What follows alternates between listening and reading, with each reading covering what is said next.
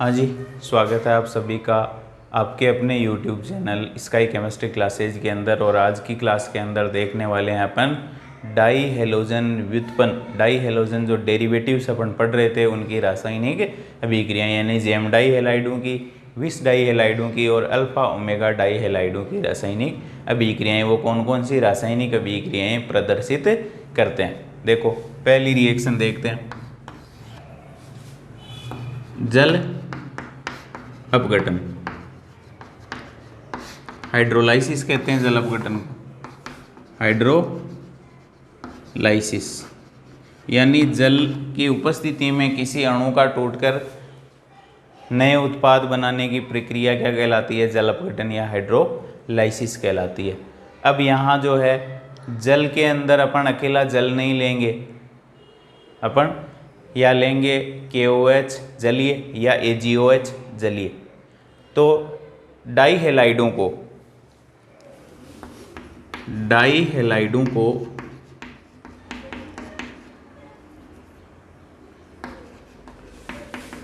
जलीय KOH या AgOH के साथ अभिकृत करने पर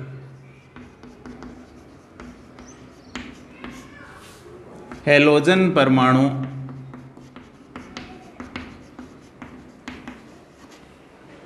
OH समूह द्वारा प्रतिस्थापित हो जाते हैं।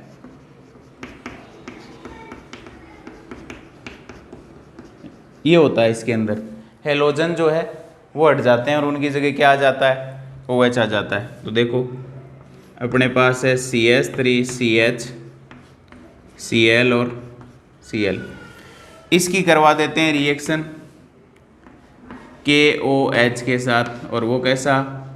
जलीय। जल के अंदर ही बोलेंगे KOH को, क्यों ठोस आता है। तो अब क्या करेगा ये KOH जो है वो Cl को हटा देगा। तो 2 Cl है, 2 को हटाने के लिए KOH भी कितने चाहिए? 2। ये बन जाएगा CH3CH OH और OH, माइनस क्या निकल जाएगा? 2KCl, तो -2KCl। अब एक ही कार्बन पर जब 2 OH होते हैं तो ऐसी स्पीसीज या समूह या उत्पाद अस्थायी होता है और वो टूट जाता है और इसमें से जल का अणु निकल जाता है। जब एक ही कार्बन पर क्या जुड़े हुए हों? 2 OH, तो जल का अणु निकाल दो, क्या बन जाएगा? CH3CH और एक ऑक्सीजन, ये बन जाएगा एसीटेल्डिहाइड उत्पाद के रूप में, एसीटेल्डिहाइड। ठीक, अब इसके बाद जो है वो अपन एक और ले लेते हैं, Cl और Cl CH3, इसकी KOH के साथ रिएक्शन करवा देते हैं, जलीय वो भी है ना। तो इसमें से दोनों Cl हट जाएंगे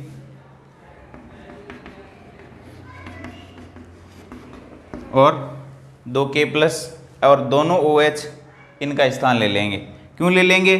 क्योंकि OH नाभिक रागी है, K+ है और OH- है, और इस बंध के अंदर ध्रुवता है, यानी कार्बन पॉजिटिव और Cl नेगेटिव। तो Cl अपने इलेक्ट्रॉन जो है वो आसानी से लेकर निकल जाएगा और OH जो है इस कार्बन पर आक्रमण करके दो बार में OH- का आक्रमण होगा, दोनों Cl निकल जाएंगे और दोनों OH आ जाएंगे वहाँ।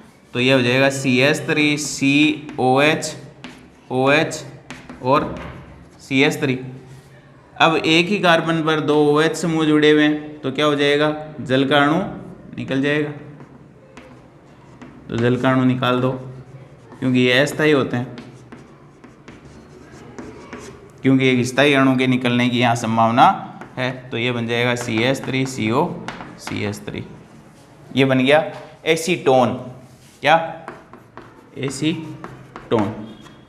ठीक, अब ये ले लेते हैं अपन CH2Cl और CH2Cl, ये विस डाई हेलाइड है, एक दूसरे के निकटवर्ती पर हेलोजन है। इसकी रिएक्शन करवा देते हैं KOH के साथ, एक्वस जलीय, OH- दोनों Cl को प्रतिस्थापित कर देगा, तो बन जाएगा CH2OH और CH2OH। ये है एथेन 1,2 डाइओल, एथेन 1,2 डाइओल, ठीक। और ये है एथिलीन ग्लाइकोल यानी एथेन 1,2 ये 1,2 डाइओल नहीं, वो है एथेन 1,2 डाइओल। ये है 1,2 डाइक्लोरो एथेन और वो है एथेन 1,2 डाइओल, ये निर्मित हो जाता है। तो इसमें करना है क्या आपको, जल अपघटन के अंदर Cl का प्रतिस्थापन OH से कर देना है और एक ही कार्बन पर जब 2 OH आते हैं तो एक जल का अणु निष्कासित कर देना है, अंतिम उत्पाद अपने को मिल जाएगा। तो एक अपने को एल्डिहाइड मिला, एक कीटोन मिला और एक एल्कोहल मिला। तो ये दोनों क्या हैं, ये दोनों हैं जेम डाइहेलाइड। जेम डाइहेलाइड क्या देते हैं उत्पाद के रूप में, जेम डाइहेलाइड कार्बोनिल यौगिक बना रहे हैं और कार्बोनिल यौगिक यानी एल्डिहाइड और कीटोन। विस डाइहेलाइड उत्पाद के रूप में एल्कोहल ही दे रहा है, डाइओल, ठीक। ये तो इस जल अपघटन की बात। अब दूसरी देखते हैं अपन, विहाइड्रोहेलोजनीकरण, डिहाइड्रोहेलोजिनेशन।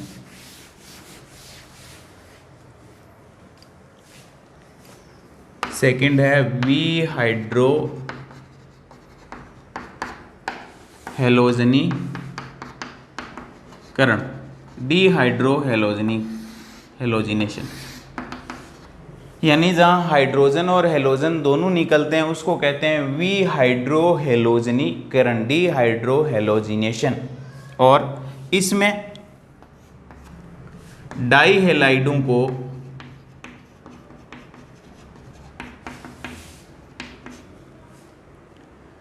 एल्कोहलिक KOH के साथ अभिकृत करने पर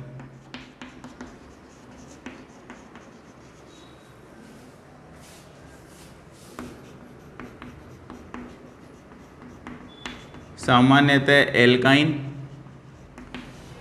उत्पाद के रूप में प्राप्त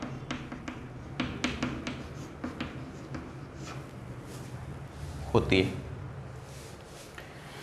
अब देखो अपने यहाँ अपन ले लेते हैं CH3, CH, Cl और Cl, इसकी रिएक्शन करवा देते हैं एल्कोहलिक KOH के साथ। ये क्या है, 1,1 डाइक्लोरो और एथेन, 1,1 डाइक्लोरो एथेन है। अब एल्कोहलिक KOH और जलीय KOH में फर्क है। एल्कोहलिक KOH का काम है क्षार के रूप में,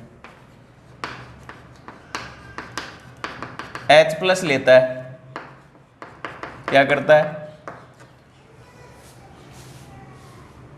और जलीय KOH जिसको अपन एक्वस KOH लिखते हैं उसका काम है OH- आयन के रूप में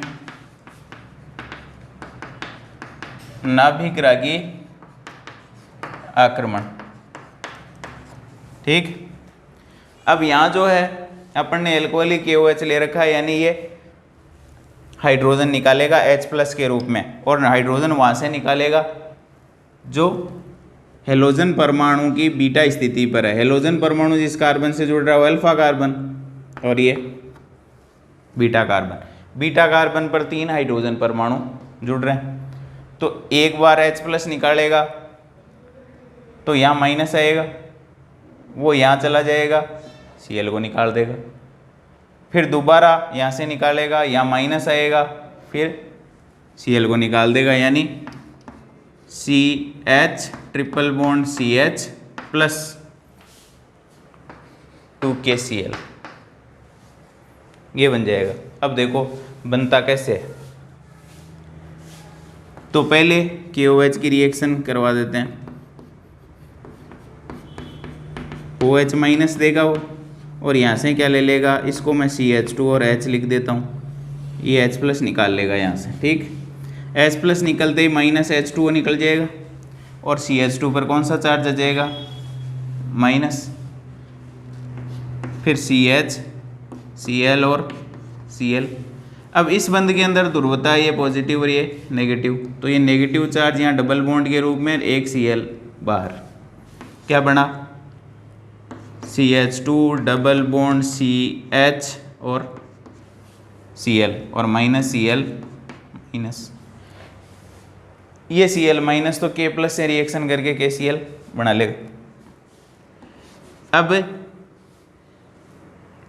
दूसरा KOH का अणु, हेलोजन जिस कार्बन पे जुड़ा हुआ अल्फा, उससे अगले वाला बीटा, यहाँ से क्या करेगा, हाइड्रोजन निकालेगा, OH माइनस ले लेगा, तो एक तो निकल जाएगा माइनस H2O और CH पर क्या आ जाएगा, minus charge, double bond CH और Cl।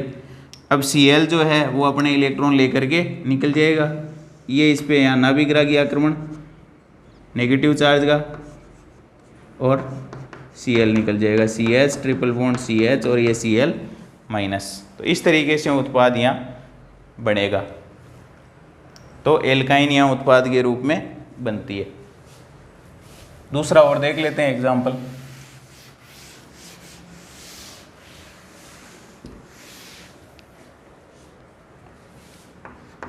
CH2Cl और CH2Cl, इसकी रिएक्शन करवा दो एल्कोहलिक KOH के साथ, यानी एथेनॉल मिला हुआ है या एल्कोहल मिला हुआ है, उसको कहते हैं एल्कोहलिक KOH। अब ये OH माइनस क्या करेगा, बीटा हाइड्रोजन परमाणु निकालेगा, तो ये हेलोजन जिस कार्बन पे जुड़ा हुआ है ये अल्फा, उससे अगला बीटा, ये हेलोजन जिस कार्बन से जुड़ा हुआ है ये अल्फा और ये बीटा, यानी इसके लिए ये बीटा और इसके लिए ये बीटा, ठीक।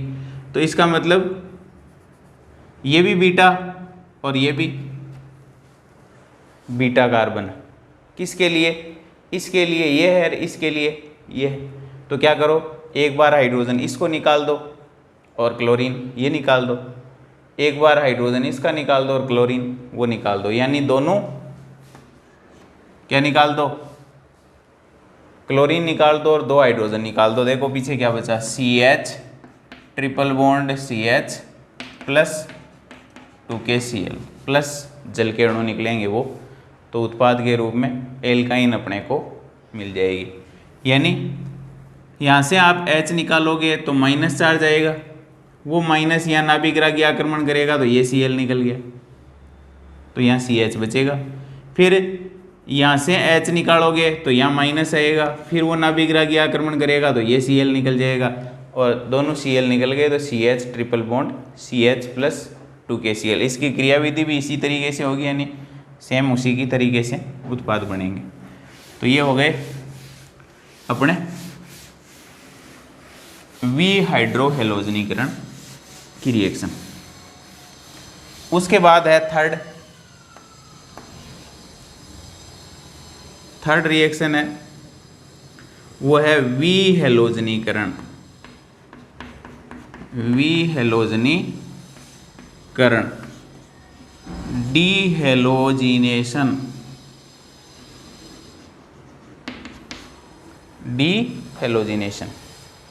विहेलोजनीकरण। अब डीहेलोजिनेशन में हेलोजन निकलेगा, वहाँ तो हाइड्रोहेलोजिनेशन था, डीहाइड्रोहेलोजिनेशन, यहाँ हेलोजनीकरण, विहेलोजनीकरण है, तो इसका मतलब निकलेगा, वी का मतलब वी लग रहा है, इसका मतलब निकालना है, और हेलोजन निकालना है, तो हेलोजनीकरण, विहेलोजनीकरण। अब अपने पास देखो ये, इसकी अपन जिंक के साथ रिएक्शन करवा दें, तो जिंक क्या करता है, यहाँ से जिंक जो है इस बंध के अंदर ध्रुवता है, यानी दोनों हेलोजनों को एक बार तो अपन सीधी देख लेते हैं, सीधा ZnCl2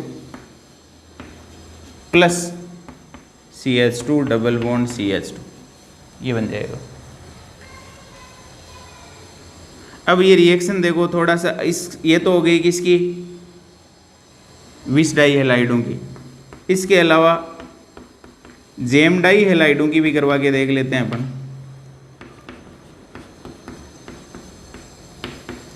ये जेम डाई हेलाइड है। विस डाई हेलाइडों में समान संख्या वाली एल्कीन उत्पाद के रूप में प्राप्त होती है एथीन। समान कार्बन संख्या वाली, इसमें 2 कार्बन थे, उसमें भी 2 ही कार्बन है, एल्कीन प्राप्त हुई। इसकी रिएक्शन करवाते हैं अपन जिंक के साथ, तो ZnCl2 के 2 अणु निकल जाएंगे, 2ZnCl2, और इनको आपस में क्या कर दो, जोड़ दो, CH3CH डबल बॉन्ड CH और CH3 प्लस 2ZnCl2। जब अपन विस डाई हेलाइड की जिंक के साथ रिएक्शन हेलोजनीकरण होता है और समान कार्बन संख्या वाली एल्कीन प्राप्त होती है।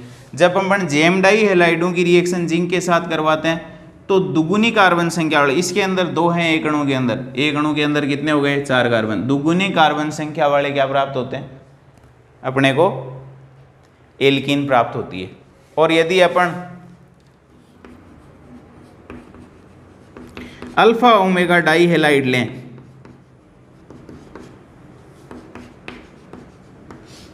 अल्फा ओमेगा डाई हेलाइड, तो ZnCl2,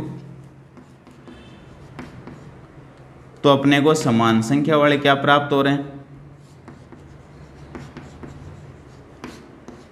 साइक्लिक एल्केन, चक्रीय एल्केन, ये है साइक्लोपेंटेन, साइक्लोपेंटेन। यदि अपन क्या ले रहे हैं, विस डाई हेलाइड जिंक के साथ रिएक्शन, तो वी हेलोजनीकरण से समान कार्बन संख्या वाली एल्कीन मिलती है। यदि अपन जेम डाई हेलाइड लेके जिंक के साथ रिएक्शन करवाते हैं तो दुगुनी कार्बन संख्या वाला अपने पास एल्कीन प्राप्त होता है। और यदि अपन अल्फा ओमेगा डाई हेलाइडों की जिंक के साथ रिएक्शन करवाते हैं तो अपने को समान कार्बन संख्या वाला साइक्लिक यानी चक्रीय एल्केन उत्पाद के रूप में प्राप्त होता है। ये हो गया विस, ये हो जाएगा जेम, और ये हो जाएगा अल्फा ओमेगा डाई हेलाइड, ये उत्पाद के रूप में।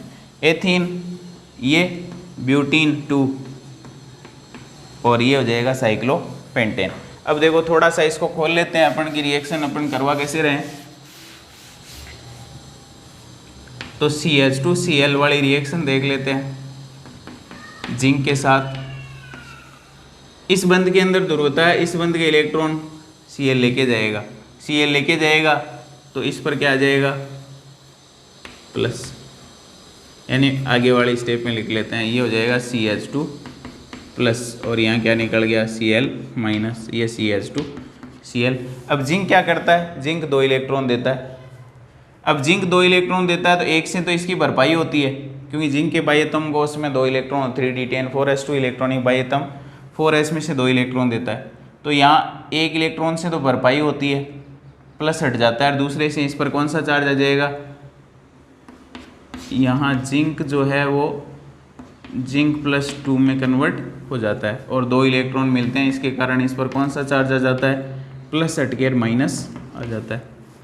अब ये माइनस जो है वो इस बंध के अंदर ध्रुवता है CH2 और Cl में, तो माइनस जो है डबल बॉन्ड के रूप में, और किसको निकाल देता है, Cl को, तो ये है CH2 डबल बॉन्ड CH2। ये रिएक्शन इस तरीके से होती है, यानी जिंक अपने इलेक्ट्रॉन दे करके और कार्बन से ही क्या करवाता है, नाभिक रागी आक्रमण करवाता है, और एल्कीन और साइक्लिक एल्केन उत्पाद के रूप में बनते हैं।